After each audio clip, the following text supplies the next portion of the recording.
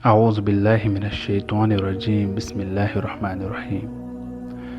رسول اللہ صلی اللہ علیہ وسلم نے جہنم کی ہولناکیوں کو بیان کرتے ہوئے فرمایا، جہنم کی آگ کو 1000 سال تک بھڑکایا گیا، یہاں تک کہ اس کا رنگ سرخ ہو گیا، پھر 1000 سال تک جلایا گیا تو سفید ہو گئی، پھر 1000 سال تک اور جلائی گئی تو سیاہ ہو گئی، اب وہ سیاہ اندھیری ہے۔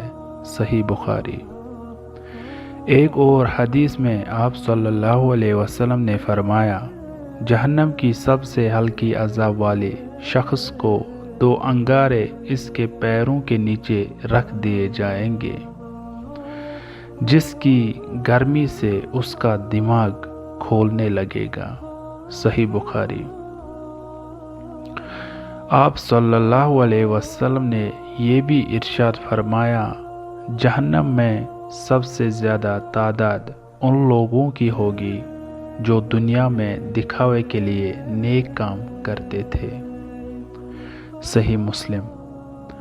ایک اور موقع پر آپ نے خبردار کیا، جہنم کے بھڑکائے جانے پر اس نے اپنے رب سے کہا، اے رب، میرے کچھ حصے دوسرے کو کھا گئے، تو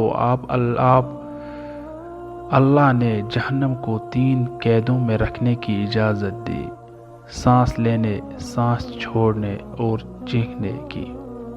صحیح مسلم۔ ان احادیث سے معلوم ہوتا ہے کہ جہنم کا عذاب ناقابل برداشت ہے۔ اللہ تعالیٰ نے ہمیں اس سے بچنے کا حکم دیا ہے۔ توبہ، نیکیاں اور اللہ کی رضا کو مقدم رکھ کر ہی ہم اس خطرناک عذاب سے محفوظ رہ سکتے ہیں۔ صدق اللہ العظیم۔